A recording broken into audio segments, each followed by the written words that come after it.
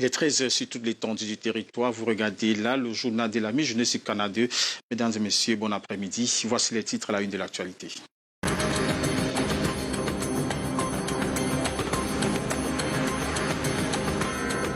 pétard mouillé dans les transports. L'arrêt de travail annoncé pour lundi dernier n'a finalement pas eu lieu. Une attitude qui traduit de la cacophonie qui caractérise ce secteur d'activité. Lutte contre le coronavirus, entre les retrouvailles des premières amours et la routine conflictogène générée par le temps, le confinement est vécu différemment par les couples. Les confidences glanées dans deux couples, c'est dans cette édition de 13h. Un mort de coronavirus provoque un tintamarre. Âgé de 64 ans, le décès de Tchamane Family suscite de vives querelles entre la famille et l'hôpital de référence. La magnanimité du président Paul Biya sème le bonheur. Le don présidentiel est distribué en ce moment à l'hôtel de ville de Yaoundé. Comme les bénéficiaires, les prisonniers continuent de bénéficier du décret présidentiel. À Guider et à Kribi, ils sont nombreux à recouvrer la liberté. Voilà pour le sommaire.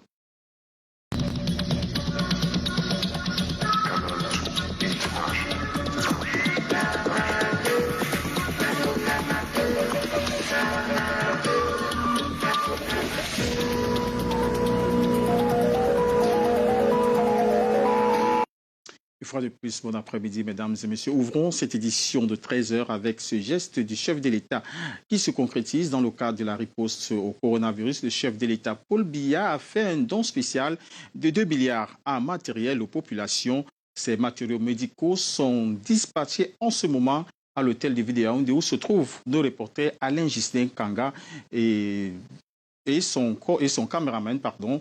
Bonjour Alain Gislain Kanga, de quoi est composé ce don présidentiel? Bonjour Robert, c'est des dizaines de camions stationnés ici à l'hôtel de ville de Yaoundé qui s'apprêtent à aller distribuer des matériaux médicaux aux populations des 360 arrondissements du Cameroun dans le cadre de la lutte contre la pandémie du coronavirus. C'est un don du chef de l'État et il est évalué à près de 2 milliards de francs CFA. Il est constitué de 50 000 cartons de savon lessive, 1,5 million de masques de protection pour les populations, 50 000 masques chirurgicaux pour le personnel hospitalier. On y retrouve également 75 000 seaux de ménage, 40 000 bidons lave-mains d'une capacité de 30 litres chacun, des tests de dépistage et des appareils d'assistance respiratoire pour les hôpitaux. Et le ministre de l'administration territoriale a indiqué que chaque gouverneur de région devra procéder à l'acheminement de ce matériel dans les communes et les arrondissements de son ressort de commandement. Ici, Alain Gislain Kanga, devant la caméra de Michel Foucault pour le 13h. Merci Alain Gislain Kanga. Parlons maintenant de coronavirus et entrons dans l'intimité des couples en confinement. Entre les retrouvailles des premiers amours et la routine conflictogène générée par le temps, chaque couple vit le confinement à sa manière. Coronavirus oblige. Pour vous, Canal 2 International s'est infiltré dans 2 ménages, totalisant 5 ans pour l'un et 25 ans pour l'autre. Des confidences glanées par Monique Naussi et Marius Kosso. À 8 h du matin, Anani Rabié Bindi ramène les Alpiniens achetés non loin. Passant plus de temps à domicile à cause de la pandémie du Covid-19, il en profite pour entretenir son jardin garni d'une diversité de fleurs. Et c'est ici qu'il compose des bouquets pour égayer la journée de son épouse. Les Occidentales tiennent beaucoup aux fleurs. Alors on a pris l'habitude, on a été habitué d'offrir des fleurs et tout. Et c'est ainsi que je continue à le faire, même avec mon épouse qui est camerounaise, qui n'est pas occidentale. Et vous voyez que vraiment je vis dans les fleurs. Et la première chose que je lui offre, à la moindre occasion, c'est des fleurs avant de lui offrir un bijou. Sauver la vie de son mari du Covid-19, c'est désormais la priorité d'Aimé Catherine Bindi. Nous retrouvons cette cosmétologue de profession à la cuisine, en pleine préparation des feuilles de quinqueliba et de macep. Ce remède pour monsieur, c'est qu'à 78 ans, il faut bien le garder. Donc il y a le quinqueliba là-dedans, il y a le macep. C'est pour le coronavirus. Tout à l'heure, là, je vais le mettre la serviette. La décoction portée à ébullition va servir de bain de vapeur. Assia. Voilà. À l'intérieur. Ah, il fait très chaud. Ça vous dégage tout l'intérieur. Confinés, ces tourtereaux mariés à 5 ans trouvent plus de temps à prendre soin de leur aquarium et de partager le repas. Nous nous rendons chez les Kisso qui nous accueillent dans l'après-midi. Le fait de passer plus de temps à la maison a à la fois des bons et des mauvais points sur leur vie de couple. Il y a cet avantage que l'intimité pendant cette période est plus profonde, puisqu'on n'est pas pressé, on ne court pas. Et puis on n'est plus très fatigué. Donc il y a ces avantages que l'intimité est plus profonde et plus dynamique et plus savoureuse. Et je crois qu'il faut que les gens en profitent. On a un peu de temps pour faire le culte matinal familial. Ensuite, je prends mon petit déjeuner. On passe ce temps ensemble. Alors qu'avant, je prenais le petit déjeuner seul et je courais. L'autre côté, c'est que j'ai découvert que je suis aussi un peu impatient. Il y a des choses que je ne voyais pas. Je commençais à voir, je me plains un peu aussi. J'essaie de me maîtriser pour ne pas me plaindre trop. Pour Marceline Kisso, de son petit nom Célie, mon amour, leur relation retrouve les réflexes perdus. Il y a des choses que nous pouvons faire ensemble maintenant. Par exemple, aller faire le sport ensemble. Ce qui n'était pas régulier, ça arrivait, mais ce n'était pas constant. Donc, on peut également parler ensemble. Que ce soit chez les Kisso ou chez les Bindi, l'on préconise de profiter de cette période pour renforcer la vie de couple à travers la communication et la prière. Parlons maintenant de cette personne mandatée par la municipalité pour influencer le comportement des concitoyens. Ceci se passe à Edéia et ses environs où la municipalité a mis sur pied un concept, les influenceurs de comportement, des agents formés et envoyés dans les quartiers comme dans les lieux où à forte concentration humaine avec un seul objectif, faire la médiation entre les autorités de la ville et les populations afin que chaque habitant respecte scrupuleusement les mesures prescrites par le gouvernement pour éviter à la ville d'Edéia le moindre cas de Covid. Christian Bock pour les détails. Influenceurs de comportement, dorénavant, les populations de la commune d'arrondissement d'Edéia 1er vont devoir s'y habituer à ces personnes. Postés à toutes les artères de la ville d'Edéia, ceux-ci auront pour rôle de faire appliquer aux habitants les mesures barrières contre le Covid-19. Dans chaque organisation socio-communautaire, un influenceur de comportement peut relayer l'action de sensibilisation. On peut donc être sûr que c'est un relais efficace pour aboutir à la lutte contre le Covid-19. Réunis à Edéia, dans la salle des actes de la mairie d'Edéia 1er, chefs traditionnels et les responsables des services de la ville d'Edéia ont été édifiés sur le nouveau concept. Donc, c'est ce concept innovateur que nous avons l'honneur de vous communiquer aujourd'hui. Et nous aurons besoin en retour que vous nous communiquiez à votre aise, à votre choix, un influenceur de comportement de votre service.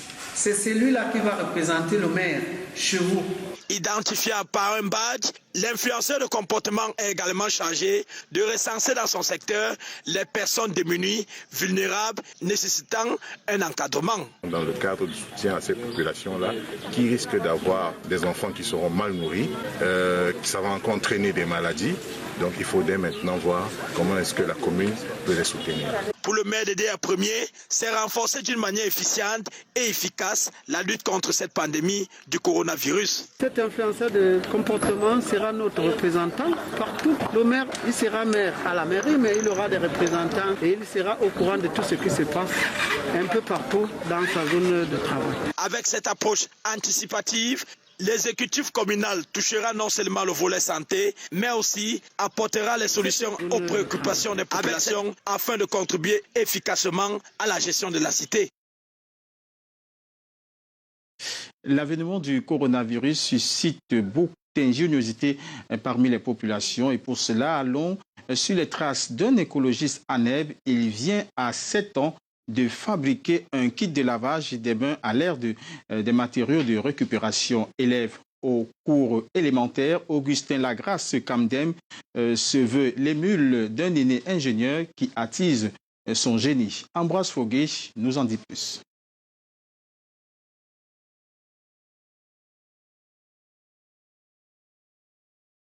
sur l'élément de cet ingénieur ANEB qui a mis sur pied un kit de lavage des mains à l'aide des matériaux de récupération. Parlons maintenant de cette descente sur le terrain du gouverneur de la région du littoral. Le gouverneur Samuel Ivaradibowa est sur le terrain pour vérifier les installations faites pour accueillir ces patients de Covid-19. Comme vous pouvez le constater en image, Samuel Dieudonné Ivaradibowa est remis.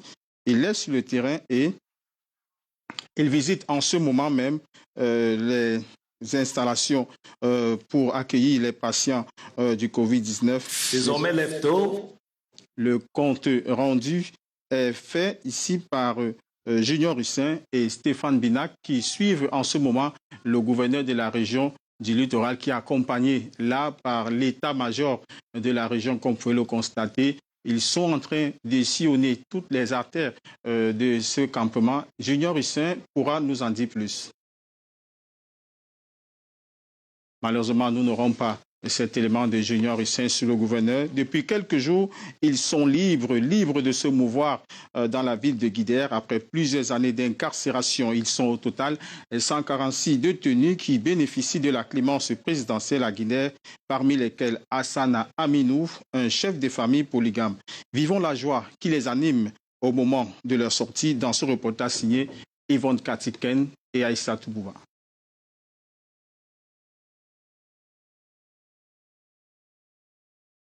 Désormais, lève-tôt, plus besoin de se faire prier pour passer le coup de balai.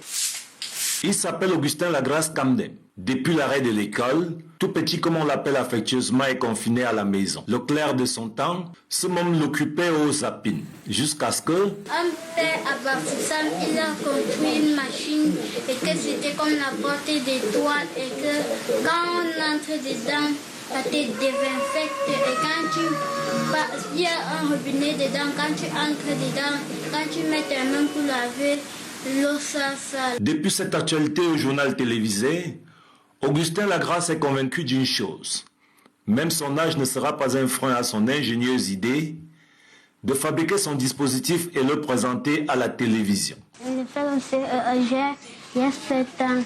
Même mon enfant qui fait un CE un peu protéger notre environnement du coronavirus. Et quand un enfant comme moi qui fait le CE1 peut protéger les autres pour qu'il empêche le coronavirus de passer, on doit barrer ce coronavirus pour que ça ne passe pas ici. Il n'est pas le bienvenu. Pour construire l'appareillage écolo, le petit futé par l'entremise de son papa s'est attaché les services d'un sympathique militaire et militant écologiste. Bon, Augustin, c'est un enfant qui me côtoie chaque fois. Il voit comment est-ce que je fais mes bricoles. Je me demande, tonton, vraiment, je constate que les gens lavent les mains en touchant le robinet. Est-ce qu'on ne peut pas faire un truc qui peut faire en sorte qu'on ne puisse pas laver les mains sans toutefois toucher au robinet parce que ça peut créer une infection. On dit, oui, c'est une très belle idée, mon fils. On a trouvé que ça pourrait se faire. Et maintenant, je dis à Augustin, je viendrai, toi et moi, pour faire le deuxième kit. Et bon, c'est réalisé aujourd'hui, mais je voulais vous dire, enfin, c'est un enfant intelligent. L'idée originale ici, c'est de faire d'une pierre deux coups. Aller en guerre contre le Covid-19, tout en protégeant l'environnement, d'où des objets de récupération. J'ai besoin d'une poire, d'un percuseur, d'une fiole de maçonnerie,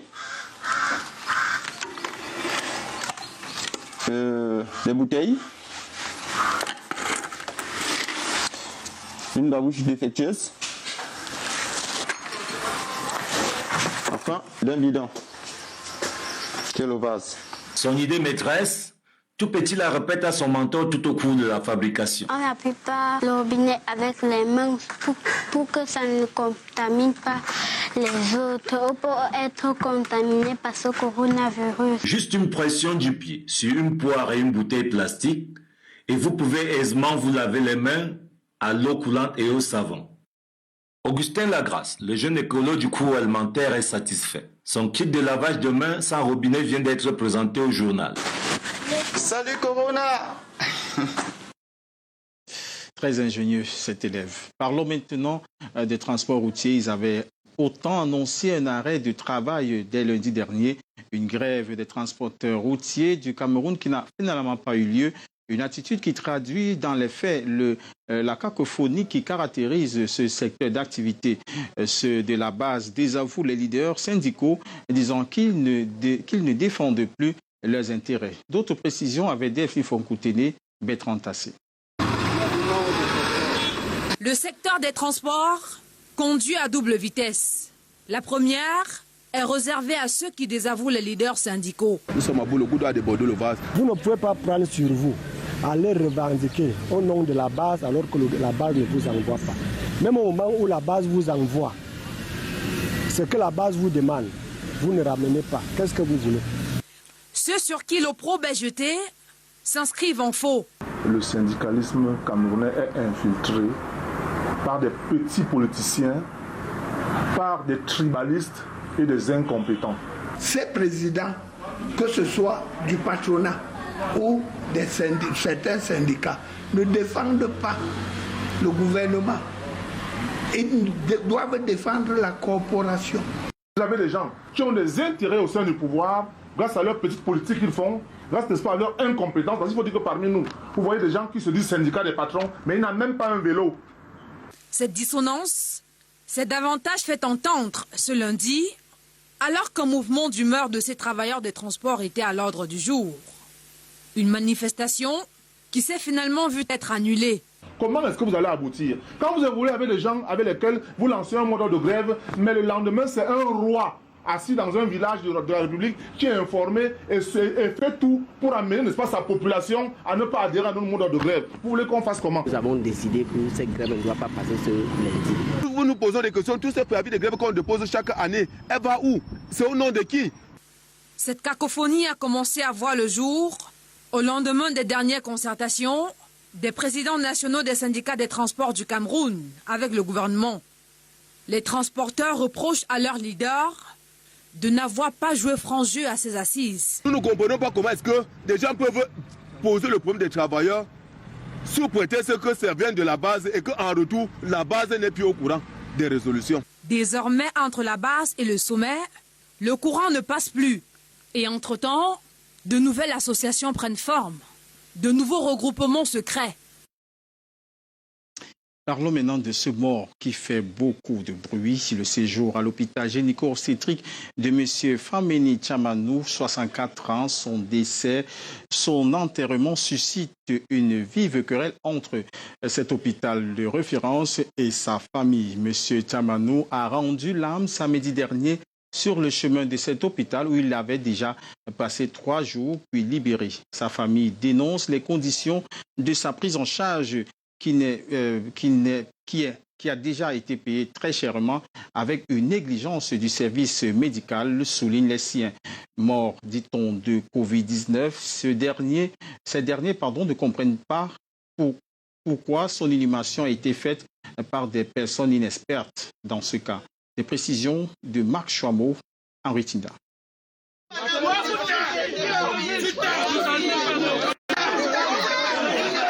Voici un cas d'inhumation de mort de Covid-19 à Douala, dans un contexte assez troublant. Pas de personnel médical dédié, la dépouille à risque est manipulée par des mains inexpertes. La scène se déroule au cimetière Terminus Bonamoussadi ce dimanche 26 avril 2020. Certains membres de la famille du défunt marquent vivement leur désaccord sur un enterrement rapide, s'appuyant sur le certificat du jar de mort remis par l'hôpital gynéco-obstétrique de Yassa qui ne mentionne pas le Covid-19. Pourtant, le test Covid-19 fait aux patients existe et confirme de son caractère positif, malgré qu'il ait été fait dans une structure indépendante, Polyclinique Poitiers. Des documents que nous retrouvons précisément au quartier Lorpomme, lycée, au domicile du défunt Fameni Tchamatou Bertel, âgé de 64 ans et père de plusieurs enfants. C'est un contrôle de routine du taux de glycémie jugé élevé qui va déboucher sur autre chose. Déjà, papa ne se sentait pas bien à la maison. Donc nous Ce que nous avons fait, nous sommes allés dans un centre de santé pour qu'il prenne sa glycémie. Donc, sa glycémie était la première fois qu'il a pris la glycémie à 2,05. On a le carnet avec ensuite, sa glycémie ne descendait toujours pas, malgré le régime sur lequel il était mis et les médicaments. Je tiens à signaler qu'au même moment, même son frère était aussi dans la même clinique. Et son frère, après sortie, était en santé. Donc, après, le responsable nous a conseillé d'aller voir un diabétologue à l'hôpital général, qui est peut-être en train de faire un début de diabète. Parce qu'auparavant, on n'avait jamais rien détecté de la sorte. Donc, nous sommes rendus à l'hôpital général. Dès que nous sommes entrés, ils nous ont passé thermomètre, infrarouge, posé la question, tu tousses pas, à tous les passagers. J'étais accompagné de ma soeur cadette. Papa il toussait, il faisait 38 de fièvre. Donc on nous a donc emmené dans un box à l'écart, là où on a rencontré un médecin généraliste qui nous a donné un papier nous demandant de nous rendre au centre de traitement agréé, soit l'hôpital à Pentigny, soit l'hôpital gynéco-obstétrique. Tout ceci, c'est mercredi de la semaine passée. Admis donc à l'hôpital gynéco-obstétrique de Yassa jeudi dernier pour une prise en charge au Covid-19 avec à l'appui ce test Covid-19 fait ailleurs. Il en sortira 2 jours plus tard, non sans avoir dépensé plus de 100 000 francs CFA. Oui, on leur a remis les résultats. D'accord. Sinon, je me pose la question, je ne suis peut-être pas médecin, mais l'un des cadeaux que mon papa m'a laissé, c'est qu'il a tout fait que je fréquente, j'aille à l'école. La question que je me pose, c'est pourquoi tu prends un patient qui n'est pas positif au Covid et tu l'internes au patient des positifs. Ils ont pris le test, ils ont vu le test, ils ont prescrit toute une série de médicaments et tout le monde s'est passé à la pharmacie, on me servait avec un regard, moi je jamais. Donc, les médicaments, on n'a pas trouvé la chloroquine, mais les médicaments nous ont coûté 66 000, les premiers médicaments. Que, bien évidemment, j'ai payé ça parce que vraiment mon intérêt supérieur, c'était que mon papa est mieux. Je suis donc retourné à l'hôpital et je leur ai donné les médicaments. La récente circulaire du ministre de la Santé portant sur la gratuité de la prise en charge du malade Covid-19 était-elle une simple vue de l'esprit? Pour en avoir le cœur net, nous essayons de contacter le directeur du dit hôpital. Cher client, votre appel va être renvoyé vers la messagerie vocale. La messagerie nous oblige à utiliser la méthode digitale. Et c'est sur WhatsApp que le professeur Émile Boudou se défend. Est-ce qu'il est possible que l'hôpital vous donne une ordonnance et vous donne aussi l'argent pour acheter les 10 médicaments dans une officine? Nous n'avons pas reçu de dotation de médicaments jusqu'à ce jour à l'hôpital gynéco-obstétrique de Douala. Comment la famille Fameni s'est-elle retrouvée à inhumer toute seule son chef décédé de Covid-19? Le professeur a fait la passe au centre de district de Japoma, habilité à le faire. La responsable nous explique au téléphone. Effectivement, la famille aurait inhumé son corps finalement sans la présence des autorités. Comment ils ont réussi à faire ça? Mais justement, il paraît qu'ils ont mis la pression au niveau de la morgue de l'hôpital gynéco-obstétrique. L'ambulance étant allée en ville pour un autre cas, n'était pas revenue. On leur a demandé d'attendre et ils n'ont pas voulu. Oui, parce que justement, ils m'ont dit qu'ils ont trop attendu. J'ai essayé d'avoir donc le responsable un impact de l'HDOPEC parce que c'est lui qui est tenu de m'informer avant qu'un corps ne sorte. Donc, c'est ce qu'il m'a répété. Il n'a pas pu m'avoir ni un de mes collaborateurs. Et la famille mettant la pression, la famille est sortie.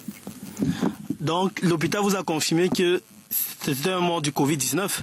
Bon, mort suspect, c'est des morts sur des suspicions. Je ne sais pas si son respect était confirmé, mais quand l'hôpital m'appelle, je ne mets pas en doute leur diagnostic. 2 conditions sont nécessaires pour l'enterrement d'un mort de Covid-19 au Cameroun. Soit par les soins de l'hôpital agréé, ambulance et personnel d'appui, soit par la famille avec l'assistance obligatoire du centre de district de la localité. Tous ceux présents à cet enterrement dimanche dernier sont susceptibles d'avoir été exposés à la maladie. Et que dire de ces enfants et proches au domicile du défunt qui n'ont toujours pas été soumis au test Covid-19? Qui s'assure du respect de leur quarantaine? Personne visiblement au moment où nous quittions les lieux. Parlons maintenant de l'Organisation mondiale de la santé qui vient d'offrir au Cameroun 14 voitures de marques différentes. Les clés viennent à l'instant d'être remises au gouverneur de la région du centre, ce dont permettra aux 10 départements du centre de se mouvoir facilement sur le terrain pendant une certaine période. La cérémonie de réception vient de s'achever. Je vous propose d'écouter tour à tour le gouverneur de la région du centre, Nassiri Paul Beya, et le représentant de l'OMS au Cameroun qui s'exprime au micro de Delphine Fonkou-Téné et de Constant Kamga.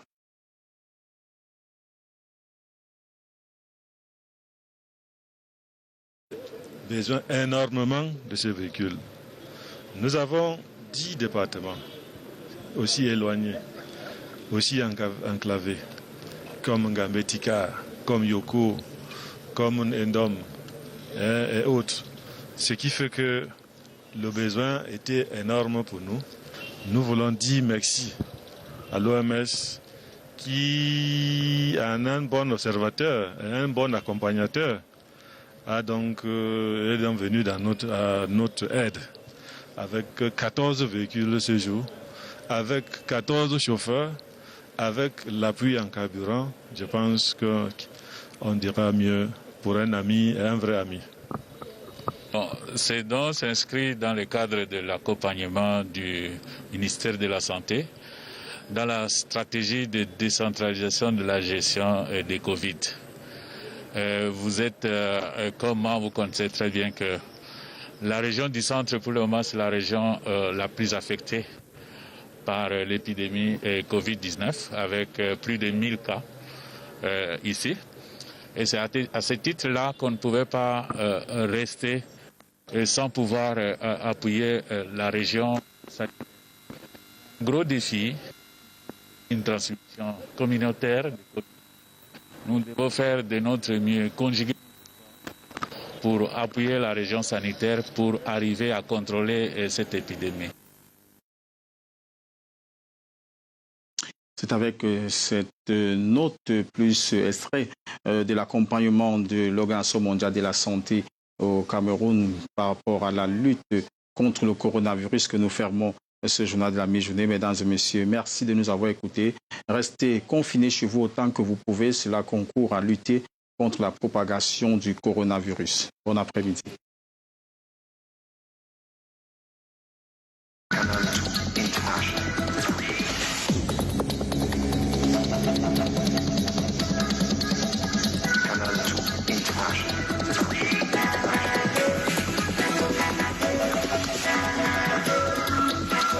International.